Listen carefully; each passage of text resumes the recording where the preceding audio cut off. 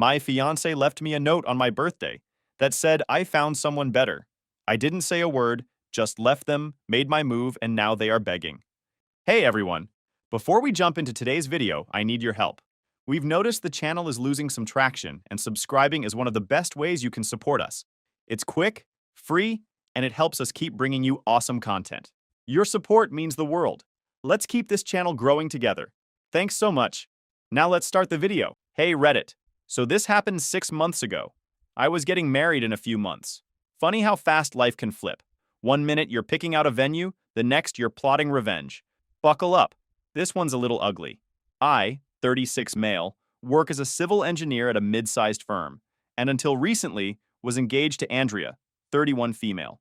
We'd been together for 4 years, lived in my house for 3 of those.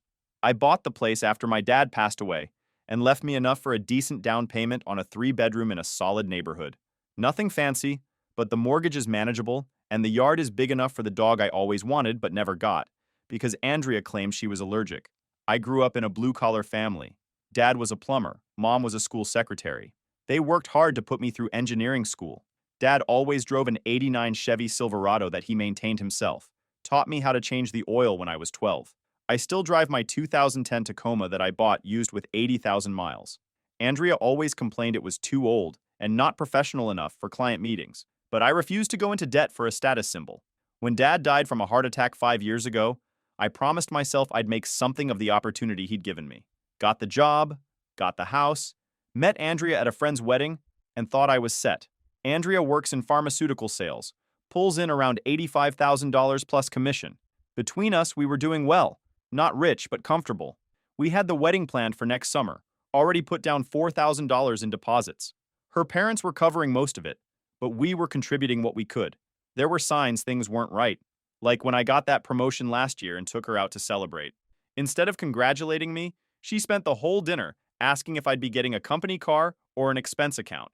When I said no, she just said, "Oh," and changed the subject. Or the time I came home with groceries, and she completely lost it, because I'd bought store-brand cereal instead of the organic stuff she wanted. Turned into an hour-long argument about how I never listen and don't care about her health. Over cereal. Things started changing about 6 months ago. Andrea's client dinners became more frequent. She'd come home late smelling like cologne, claiming it was from hugging clients goodbye. I'd find receipts for restaurants I knew we couldn't afford on a regular basis. When I'd bring it up, she'd get defensive, saying I was being controlling about her money. Then there's Joseph, my buddy since college. He works IT at the hospital, where Andrea has a lot of clients. He started acting weird around me, canceling our weekly basketball games, avoiding eye contact when we did hang out. Should have seen the signs.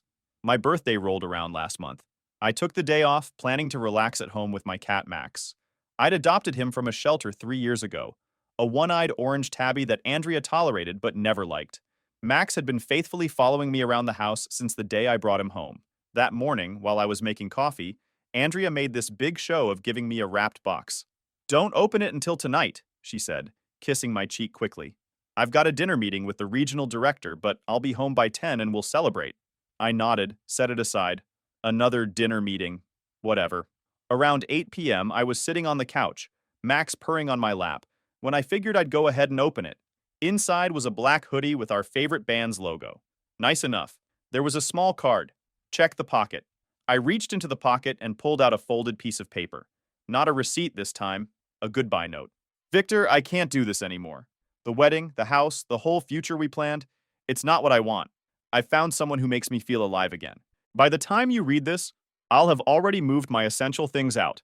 I'll get the rest later. I'm sorry it had to end this way." Just like that. 4 years. Over in a pocket note on my birthday. I sat there holding that note for what felt like hours, but was probably only minutes. My mind was racing, trying to piece together all the signs I'd ignored. The late nights, the sudden work trips, the way she'd guard her phone, how she'd started picking fights over nothing, probably to justify what she was doing. Just 2 weeks ago, she'd made a backhanded comment about my truck when her colleague pulled up in a new BMW. "Maybe someday we'll upgrade to something from this decade," she'd said with a laugh, linking her arm through mine like it was just a joke. Her colleague had smirked, and I'd felt like I was back in high school, being sized up and found lacking. I called her. Straight to voicemail. Texted. No response. I went to our bedroom and noticed the closet door open. Half her clothes were gone. Her jewelry box was missing. I sat on the edge of the bed, Max rubbing against my leg. At least someone in this house was loyal. I cracked open a soda and sat on the couch, staring at the walls. That's when I remembered something. Our shared cloud account. I grabbed my laptop and logged in. Jackpot. Andrea wasn't exactly tech-savvy. She didn't realize our photo backup was syncing automatically from her phone. There they were. Dozens of pictures of her with some guy. Tall, gym-built, expensive suit type. In restaurants. In a cabin somewhere. On a boat. Based on the timestamps, this had been going on for at least 4 months. And there, buried in a folder labeled Weekend Getaway, was a photo that made my blood boil. Andrea and this guy, standing in front of my car that I let her use because her lease had ended, with weekend bags clearly using my vehicle for their little escape. I dug deeper, found text message backups. The guy's name was Dorian. He was a doctor at the hospital where she did sales calls. Typical. The texts were nauseating, her telling him how bored she was with me, how she couldn't wait to start her real life with him once she figured out how to leave me without drama. That's when my phone buzzed. A text from Joseph. Dude, I need to talk to you. It's important. I called him immediately. What's up? There was a long pause. I've been seeing Andrea with someone at the hospital. A lot. I didn't know how to tell you. Dorian, I said flatly. Yeah. When did you first see them? Joseph sighed. About 3 months ago. In the cafeteria. They were pretty close. I thought maybe it was just a work thing at first. Then last month I saw them in the parking garage. Kissing. I've been trying to figure out how to tell you. Why didn't you say something sooner? I tried to keep the anger out of my voice. She saw me watching them that day. Came to my office later and said if I told you, she'd tell HR I was harassing her. I could lose my job, man. I've got the twins and Jen to support. I was going to tell you anyway. I was working up to it, but I'm sorry. It's not your fault. She's gone now anyway. Left me a note. On my birthday. Jesus Christ. What are you going to do? I don't know yet, but I'll think of something. The next day, I called my dad's old friend who's now my insurance agent and canceled the wedding insurance policy. When I explained why, he just sighed. Son, I've got to call your dad's brother. He'll want to know. 2 hours later, my Uncle Paul was on my front porch with a 6-pack of drinks. Dad's favorite when he was alive. Had to do this for your cousin Tyler last year, Paul said, handing me a drink. Better a busted engagement than a busted marriage. We sat in silence for a while. Your dad would have handled this the same way you are, Paul finally said. Just quiet dignity and a clear head. Coming from him, that was the highest compliment possible. Speaking of handling it, I took a week off work to get some things done. First, I changed all the locks. Then I went through our finances. We had a joint account with about $12,000 in it, mostly my money from a recent bonus. I transferred it all to my personal account. Next, I called our wedding venue and photographer, explained the situation, and asked if I could transfer the deposits to my name only. The venue manager, Diane, was surprisingly understanding. Then I put together a folder, screenshots of all the photos and texts I'd found, neatly organized by date. I wasn't sure what I'd do with it yet, but it's important to have ammunition. Every night that week, I stayed up until 2 or 3 a.m., digging deeper. I combed through hospital staff directories, cross-referencing faces, until I found Dorian's profile. Chief neurosurgeon, Harvard Med, picture perfect.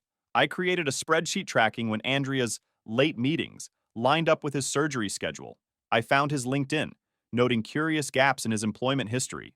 I accessed Andrea's Instagram activity through our shared iPad and documented every interaction between them going back 6 months. On day 4, Andrea finally called. Victor, we need to talk about the rest of my things. No hello, no how are you. No sorry for leaving you a freaking note on your birthday. Your things are fine. I'll come by tomorrow around 6 to pick everything up. I changed the locks. You what? You can't do that. Half that house is basically mine. I laughed. Really? Your name isn't on the deed. It isn't on the mortgage. You've never paid a property tax bill or a homeowner's insurance premium. So please, tell me which half is yours. We're engaged. That makes it, we were engaged, past tense. Just like how you were faithful, you were honest, you were going to marry me. All past tense. She was silent for a moment. This is so typical of you, being technical instead of reasonable. You left me a breakup note in my birthday present and moved in with another man. Don't talk to me about reasonable. Fine, be that way. My dad will call you about this. She hung up. Her dad did call the next day. Thomas Whitfield, Esquire, called to inform me that his daughter would be by with a police escort to collect her belongings, and that I should expect to hear from his lawyers about the house situation. Mr. Whitfield, I said calmly, before you go making threats, you might want to ask your daughter about the contents of the cloud account she shared with me, specifically the folders from the Lakeside Inn from March and the weekend at your family cabin in April. I'm happy to share those files with Mrs. Whitfield if necessary. Long pause. I'll call you back. He never did. But Andrea texted an hour later. You're an a-hole. What time can I get my stuff? We arranged for the following Saturday. She showed up with her younger sister Clara instead of Dorian. Smart move on his part. I'd spent the morning packing Andrea's things into black trash bags and cardboard boxes.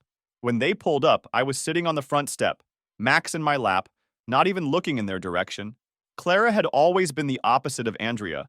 Quiet, bookish, actually genuine. She looked uncomfortable as she helped Andrea load boxes into her Range Rover, another gift from Daddy. Sorry about all this, she mumbled when Andrea was back inside. Not your fault, I replied. She hesitated. For what it's worth, I think she's making a huge mistake. Dorian's got a reputation. This isn't the first relationship he's wrecked. That was interesting. Oh? Yeah. Last year he did the same thing with a nurse. Left his fiancée for her, then dumped the nurse 3 months later when he got bored. She glanced toward the house. But don't tell Andrea I said anything. She thinks this is some epic love story. Your secret's safe with me. After they left that night, Clara called. Victor, there's something you should know. Andrea took some things that weren't hers. I saw her pack that signed baseball your dad left you, and the nice watch from your grandfather. Are you sure? Positive. She said since you kept the ring, she deserved something valuable too. I hadn't even thought about the engagement ring. A 2-carat diamond that cost me nearly $15,000. Almost my entire savings at the time. After we hung up, I sat in my dad's old recliner, the one Andrea had always hated and wanted to throw out, and started planning my next move. Taking my family heirlooms was the final straw. This wasn't just about a messy breakup anymore. I needed to know more about Dorian. Joseph was my way in, but I had to be careful given Andrea's threats against his job. We met at a diner far from the hospital where nobody would recognize either of us. His full name is Dorian Chamberlain, Joseph said, sliding a coffee toward me. Neurosurgeon, early 40s, makes around $800,000 a year. Divorced twice? Twice? Andrea knows this? Joseph shrugged. Doubt she cares. You should see the car he drives. Maserati. Custom suits. The whole I'm rich and important package. The hospital must love him. That's the thing. They don't. He's good at his job, but he's on thin ice with administration. There have been complaints about his bedside manner, how he treats nurses, plus some rumors about prescription stuff I can't really talk about. Prescription stuff? Joseph lowered his voice. Let's just say some medications go missing on his shifts. Nothing proven. I nodded slowly. Anything else I should know? That's when Joseph told me about a nurse named Stephanie. Said she used to date Dorian. She works in the ER now, transferred after they broke up. From what he told me, she might have some stories to tell. Finding Stephanie wasn't hard. Hospital directory, a little social media stalking. Getting her to talk to me was the challenge. I stationed myself at the coffee shop across from the hospital and waited through 3 shift changes before I spotted her based on her profile picture. Mid-30s, blonde, tired looking. I approached her and asked if we could talk. Dorian Chamberlain. Her face hardened immediately.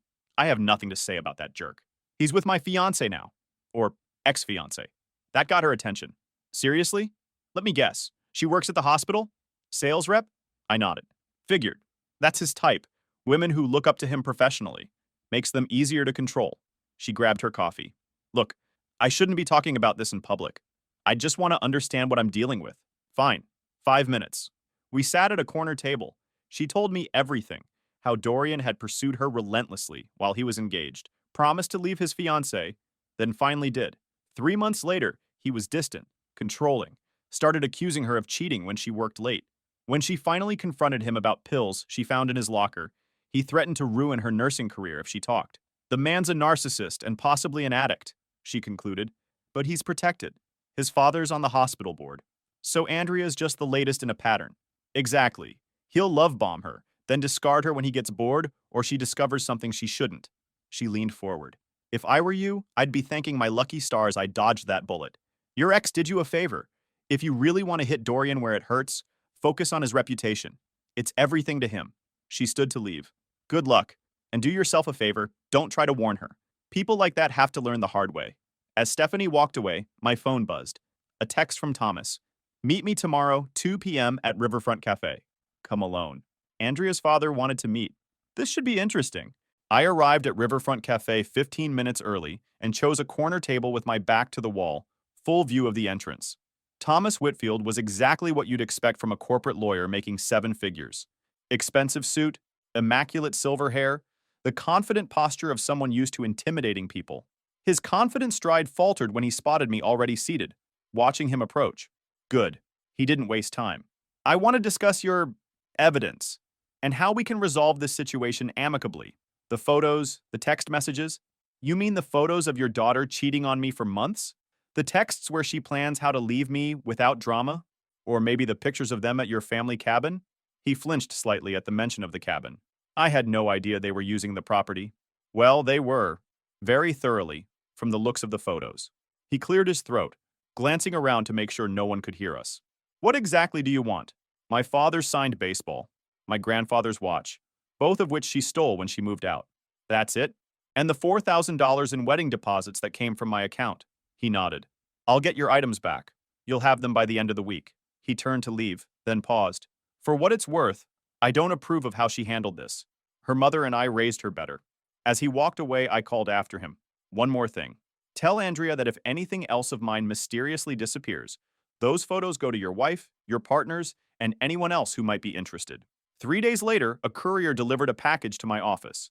The baseball, the watch, and a cashier's check for $4,000. No note. I didn't expect one. That evening, I got a text from Clara. Can we meet? It's important. We met at a quiet bar downtown. Clara looked stressed, fidgeting with her drink. What's up? I asked. Andrea doesn't know I'm here, but I thought you should know what's happening. She's miserable. Not my problem anymore. I know.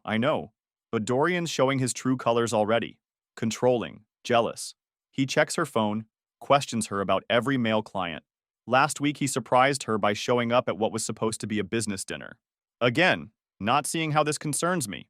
Clara sighed. She's talking about quitting her job because he doesn't like her working with male doctors. She's giving up her career for this guy. She made a mistake.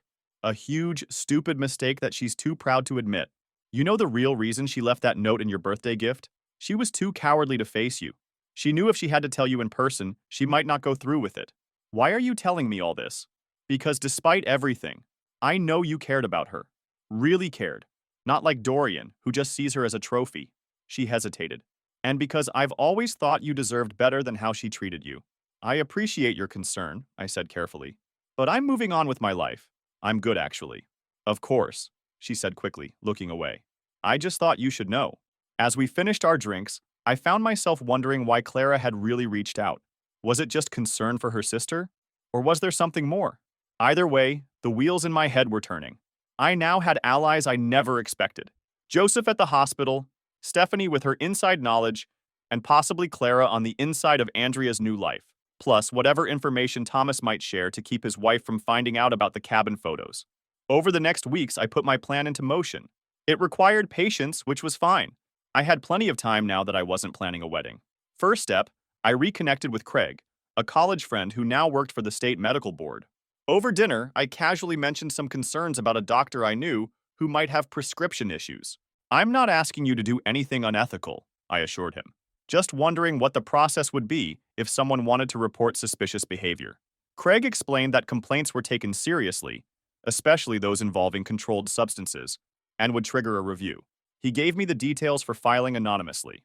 Just be sure your concerns are legitimate, he warned. False reports can backfire badly. Then I met with Stephanie again over dinner to dig deeper into Dorian's sketchy behavior. She was quiet at first, but after a while she opened up. Turns out she'd found oxycodone that wasn't prescribed to him. When she confronted him, he fed her some BS about needing it for an old sports injury, but she knew it was way more pills than anyone would actually need. She noticed weird patterns at work too. Sometimes he'd be super wired and focused, other times he'd disappear for half an hour and come back looking totally different, calmer, with pinpoint pupils. Classic signs. When I asked if she'd make an official statement, she shut that down fast. Her career was on the line, but she basically hinted that if someone were to tip off the right people, she wouldn't be upset about it. Meanwhile, I started hanging out with Clara more. She'd text me updates about Andrea's train wreck relationship with Dorian, and we'd grab coffee to talk. During one of these meetups, she told me Dorian was throwing this massive housewarming party. Andrea had officially moved into his $1.2 million mansion in the rich part of town. Clara rolled her eyes, telling me how Andrea wanted everyone to see their perfect life. Their dad was going just because hospital bigwigs would be there, but their mom wasn't having any of it. The final piece came together when Joseph texted me. Dorian's scheduled for a high-profile surgery the Monday after his big party. Senator's daughter, media coverage, perfect timing. The night before the party, I filed an anonymous complaint with the medical board, detailing concerns about Dr. Chamberlain possibly being impaired during patient care, with specific dates that Joseph had helped me identify when medication inventory didn't match usage logs. I included just enough verifiable details to trigger a serious look. Then I contacted a buddy who worked security at the hospital, slipped him $200 to let me know if anything interesting happened during Dorian's shifts the following week. I didn't attend the party, obviously, but Clara sent me pictures throughout the evening. Andrea looking plastic perfect in a designer dress. Dorian holding court among his colleagues. Andrea's dad schmoozing with hospital executives. Everything looked immaculate, expensive, enviable. It was exactly what I wanted to see. The higher they climbed, the harder they'd fall. The Monday after the party, Dorian performed his high-profile surgery on schedule. Everything went perfectly, on the surface. What didn't make the news was that a random drug test had been ordered for all surgical staff that morning, part of a new hospital policy that mysteriously only affected Dorian's team. My security friend texted me Tuesday morning. Doctor, C called an emergency meeting with the administration, left looking pissed. On Wednesday, Joseph reported that Dorian was conspicuously absent from the hospital. By Friday, the rumor mill was churning. Dorian had been suspended pending an investigation. I waited. Patience was key now. The following Tuesday, Clara called me in a panic. Victor, everything's falling apart. Dorian's license has been suspended. Something about drugs. Andrea's freaking out. That's unfortunate, I said, keeping my voice neutral. How's she handling it? She's in denial. Keeps saying it's a mistake, that someone's trying to sabotage him. Clara paused. She also found out about his ex-fiancés. Plural. There were 3, not 2. He sounds like she's having quite the awakening. It gets worse. The hospital board is meeting tomorrow to decide whether to terminate his contract. With the suspension and pending investigation, his malpractice insurance is threatening to drop him. If he loses his job, he loses everything, I finished. Yeah, and Andrea's on his lease now, but not on any of his accounts. She put everything into this relationship, even used her savings to help furnish their place. I almost felt bad. Almost. 2 days later, the other shoe dropped. Dorian was terminated.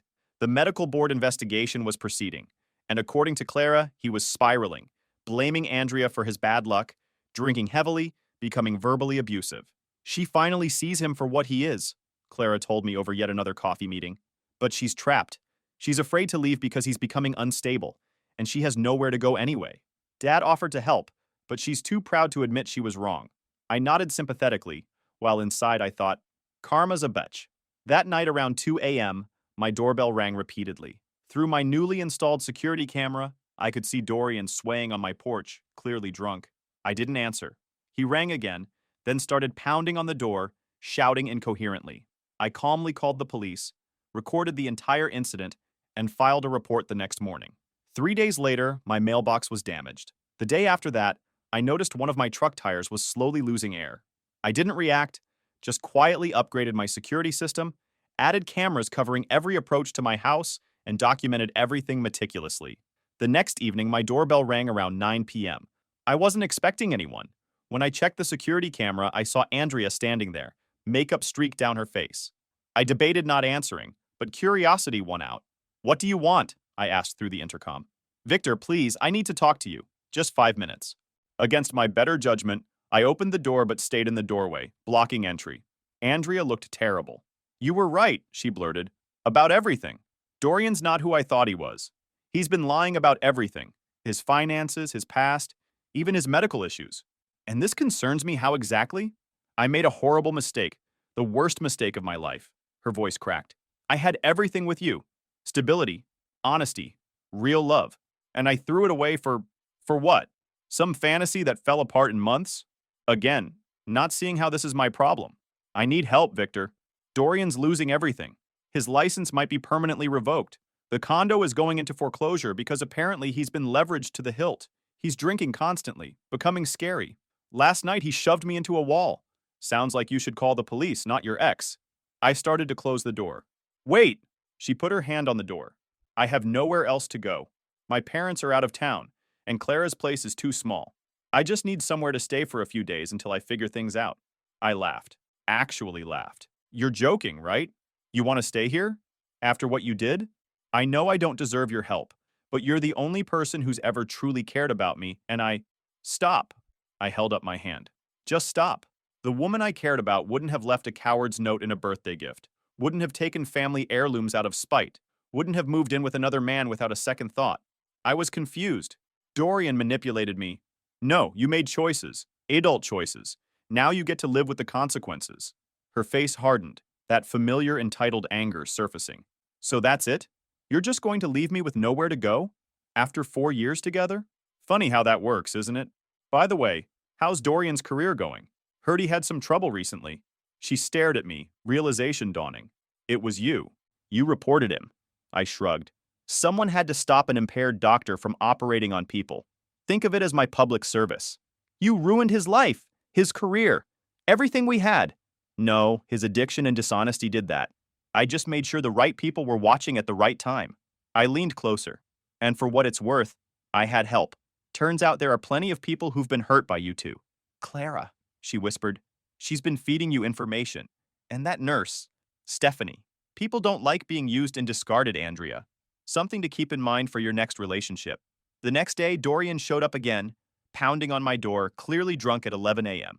I didn't bother opening up, just called the police and watched through the security camera as they escorted him away, threatening to arrest him for trespassing and public intoxication. I added the footage to my growing documentation file. Andrea tried a different approach, sending her father to negotiate. Thomas Whitfield looked uncomfortable standing on my porch. Victor, I understand there's been some unfortunate developments with Dorian's situation. Very unfortunate, I agreed. Addiction is a serious disease. Yes, well, Andrea finds herself in a difficult position. She certainly does. He shifted uncomfortably. I'm aware that you and she have a complicated history, but she's in a vulnerable place right now. And as her father, I'm concerned about her safety and well-being. As you should be. I'm wondering if we could come to some arrangement. A temporary truce, if you will. I raised an eyebrow. What kind of arrangement? Andrea needs somewhere stable to stay until Dorian's situation resolves, or she can find her own place. Your house has the space, and you two were close once. You want me to take in your daughter after she left me for another man? The same daughter who stole family heirlooms and claimed half my house despite contributing nothing to it? He had the grace to look embarrassed. I understand it's an unusual request. Unusual? It's delusional. I'm prepared to make it worth your while. Say, $20,000 to let her use your spare room for a month or two. No strings attached. I stared at him. You're trying to buy me off? To clean up Andrea's mess? I'm trying to protect my daughter. Where was this concern when she was destroying my life? When she was moving in with a man you knew was still married when they met? Thomas paled slightly. How did you know that Dorian was still legally married to his second wife when he and Andrea started dating? I did my homework, Mr. Whitfield. Just like I looked into his prescription habits and professional misconduct. He was quiet for a moment. What do you want, Victor? Nothing from you. Or Andrea. I want to be left alone to rebuild the life your daughter shattered. As he turned to leave, I added, for what it's worth, Clara tried to warn her. Multiple times. Maybe start listening to your younger daughter. She seems to be the only one in your family with a moral compass. The next few weeks brought more desperate attempts at contact. Andrea sent tearful voicemails. Dorian, when he was sober enough, sent threatening texts that I documented and forwarded to his lawyer. Thomas tried again with a higher offer. $50,000 this time. I declined them all. Eventually, they all got the message. Andrea moved back to her parents' house, tail between her legs. Dorian, facing criminal charges for prescription fraud on top of his license suspension, reportedly left town. The perfect couple crashed and burned in spectacular fashion, leaving nothing but wreckage behind. Andrea's Instagram, once filled with perfect couple photos and luxury lifestyle shots, shifted to vague inspirational quotes about forgiveness and starting over. Her friends from the hospital slowly stopped interacting with her posts. Comment sections that were once filled with fire emojis and couple goals declarations went eerily quiet. According to Clara, Andrea had been crashing with different friends each week, wearing out her welcome each time with her neediness and drama, before finally admitting defeat and moving home. Former colleagues stopped returning her calls. The pharmaceutical company where she worked placed her on administrative leave after Dorian's drug issues became public knowledge. They couldn't have a sales rep linked to prescription fraud, even by association. For a woman whose entire identity had been tied to status and appearance, it was the ultimate fall. As for me, I kept the house. Got that dog I always wanted, a rescue lab mix named Cooper. Started playing basketball with Joseph again. Fixed up my Tacoma with a new sound system and wheels. Max the cat eventually accepted Cooper, and the three of us settled into a comfortable bachelor routine. And occasionally, I meet Clara for coffee. Just as friends, for now. She's nothing like her sister, and that's the highest compliment I can give. The engagement ring? Sold. Sometimes the best revenge isn't just watching someone suffer. It's watching them realize, too late, exactly what they threw away. And knowing that you've finally moved on to something better. It's been 6 months now. Life has a weird way of working out. Cooper, my lab shepherd mix, is snoring at my feet as I write this. Max is perched on the armrest of my dad's old recliner, keeping his usual watchful eye. Best decision I ever made was keeping both of them. They don't give a damn about my earning potential or whether I drive the right car. Work is going well. Got promoted to project lead last month. The overtime I put in after the breakup actually paid off. As for Andrea and Dorian, the aftermath was even more satisfying than I expected. Dorian's license suspension became permanent when the investigation uncovered he'd been writing prescriptions using other doctors' DEA numbers.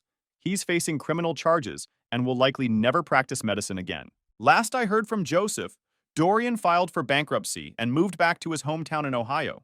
The $1.2 million house was foreclosed on, and his Maserati repossessed in the hospital parking lot, a moment that apparently became legendary hospital gossip. Andrea tried to salvage her pharmaceutical sales career, but her reputation was tarnished by association. Plus, selling to doctors gets complicated when you're known for sleeping with one who lost his license for drug issues. She eventually found a lower-paying position at a smaller company, a significant step down from her previous role. Last week, I drove past her in my freshly detailed Tacoma with its new wheels. She was driving her dad's old Honda, a far cry from the Range Rover. Our eyes met for a second at the stoplight. I didn't react at all, just drove on. That moment seemed to hit her harder than any insult could have. Thomas had to deal with his own fallout. Turns out the cabin photos got leaked somehow, not by me, I swear, to his wife. She was furious that he'd been covering for Andrea's affair, especially since Dorian had been a family friend. According to Clara, their parents had the fight of the century, and Thomas spent a month sleeping in his office. Speaking of Clara, remember those coffee meetings? They've turned into dinner dates.